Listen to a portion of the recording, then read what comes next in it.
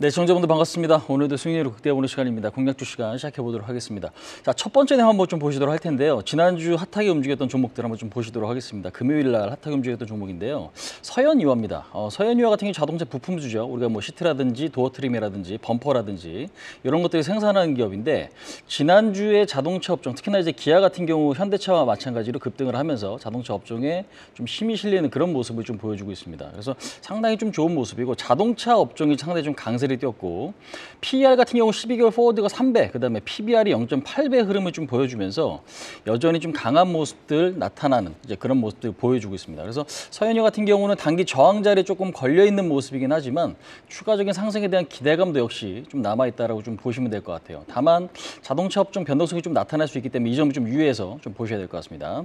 자, 두 번째 종목입니다. 한글과 컴퓨터죠. 제가 지난주 금요일 날 공략주로 안내를 좀 드렸던 종목인데요. 일단 중요한 건 뉴욕 증시도 나스닥, AI 관련주들의 흐름이 여전히 주도 업종이다라고 좀 보시면 될 것 같고 특히나 지난주 목요일 날 코스닥이 저점을 좀 찍고 나서 금요일 급반등을 하면서 성장주가 좀 흐름이 좀 좋았어요. 그다음에 네이버도 역시나 좋은 실적이 좀 발표가 되면서 급등을 하면서 성장주에 좀 힘을 실어주는 모습이기 때문에 제가 볼 때는 이번 주 가장 중요하게 보셔야 될 포인트가 바로 이건 것 같습니다. 근데 이제 한글과 컴퓨터도 결국 성장주가 오르게 되면 추이를 좀 따라갈 수 있다. 이제 이렇게 설명을 좀 드리도록 하겠습니다. 다만 변동성은 여전히 좀 커질 수 있다는 점도 역시 유의하셔야 될 것 같습니다. 자, 세 번째 종목입니다. SK스퀘어인데요. SK그룹주의 중간 지수사입니다. 일단은 하이닉스의 최대 주주기도 하고요. 지분은 20.07% 좀 보유를 하고 있는데 무엇보다 중요한 건 작년 3월 달에 이런 발표가 났습니다. 버는 돈을 주주 환원에 좀 많이 쓰겠다라는 거. 그러다 그다음에 자사주 매입하고 소각을 좀 진행을 했는데 최근 시장에서는 단순하게 PBR이 낮다 그래갖고 주가 급등하기보다는요. 주주 환원을 이미 많이 하고 있는 기업, 아니면 여력이 되는 기업, 그다음에 퍼가 굉장히 좀 낮은 기업, 그러니까 이런 종목들이 급등하는 양상들이 좀 나오고 외국인들의 수급이 붙는 그런 모습인데 SK스퀘어 같은 경우는 뭐 퍼가 굉장히 좀 낮진 않지만 실질적으로 작년에 어떤 주주 환원 정책을 썼기 때문에 올해도 그러한 기대감이 좀 부각되는 모습인 것 같습니다. 단기적으로 좀 많이 올랐기 때문에 이 점 역시도 좀 주의할 필요는 있다. 다만 여전히 좀 관심 있게 좀 보셔야 될 종목이 아닌가 말씀드려보도록 하겠습니다. 자, 네 번째 종목입니다. 현대인프라코어 한번 좀 보도록 하겠습니다. HD 현대인프라코어인데요.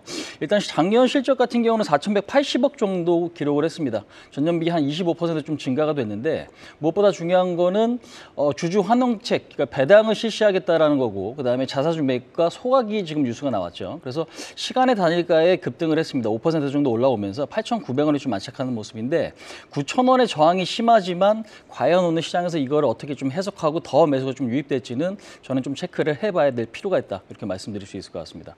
전반적으로 보면 코스피 종목이라든지 성장주도 좀 같이 움직이는 어떤 특징적인 모습들이 지난주에 좀 나타난 것 같습니다. 자, 두 번째 개장주 체크포인트를 한번 좀 보시도록 할 텐데요.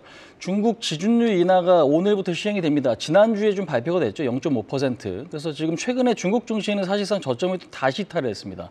그래서 사실상 지금 굉장히 좀 부진한 모습들이 좀 발생을 하고 있는데 오늘 요거 발표되고 나서 조금 꼬리가 나타나고 반등이 나타날 수 있다라면 좋은 부분이 좀 있을 수 있겠어요. 다만 지난주에 이미 좀 나온 이슈이기 때문에 과연 이게 어떻게 좀 작용을 할지는 좀 체크를 해보셔야 될 것 같습니다.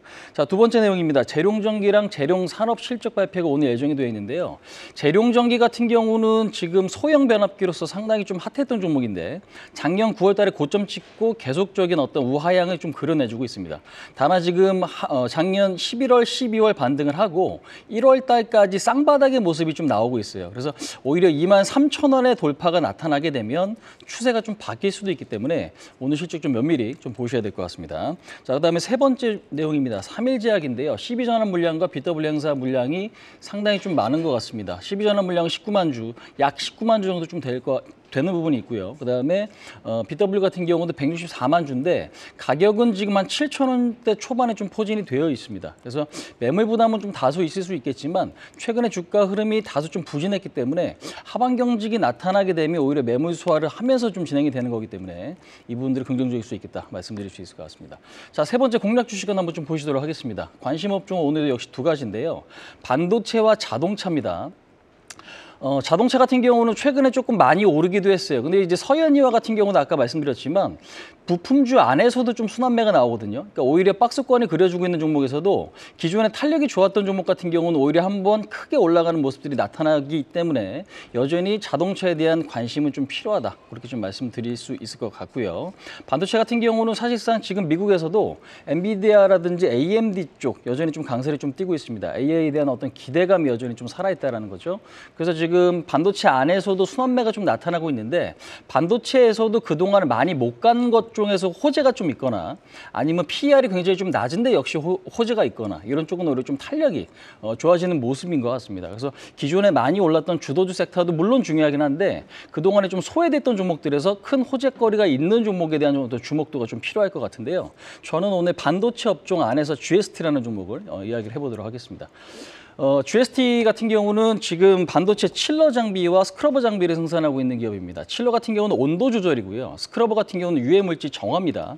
유해 가스 정화인데 중요한 건 이 칠러 장비를 TSMC 쪽으로 납품할 수 있다는 이야기가 솔솔 나오고 있습니다. 그러니까 물론 작년 아닌 재작년까지 한 2년 정도 좀 공들인 부분이기 때문에 과연 이게 실질적으로 수주가 될지는 좀 지켜봐야겠지만 기대감 요인이 상당히 좀 크다라고 좀 보시면 될 것 같고 특히나 최근에 AI 산업이 발달하고 특히나 이제 데이터 센터의 어떤 수요가 급증을 하고 데이터 센터 양이 많아지면 결국에는 이제 발열 문제가 상당히 좀 심각해지는 문제가 될 수 있거든요.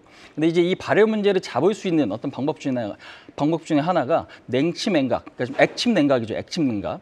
액침 냉각 기술이 상당히 좀 주목을 받고 있습니다. 근데 이제 이 액침 냉각기를 GST가 작년 10월 달에 좀 출하를 처음으로 시작을 했습니다. 그럼 이 얘기는 뭐냐면 결국 AI와 데이터 센터의 어떤 수혜를 좀 같이 받을 수 있다라는 기대감이 생길 수 있는 부분이거든요. 그래서 이런 부분들도 최근에는 기관들의 매수나 외국인들의 매수가 좀 유입되면서 오히려 이제 신고가 흐름이 좀 나타나는 이제 그런 모습이 좀 될 수 있기 때문에 기대감 요인으로 보시면 될 것 같아요. 그래서 단기 목표치는 35,000원, 그다음에 손절 라인은 26,500원 좀 잡고 대응을 하신다면 GST가 상당히 좀 단기적으로도 유망한 기업이 아닌가 그렇게 좀 말씀드릴 수 있을 것 같습니다. 자, 설명 이 정도까지 좀 마무리하겠습니다. 시청자분들 오늘 성투하시기 바라겠습니다. 지금까지 홍유진이었습니다.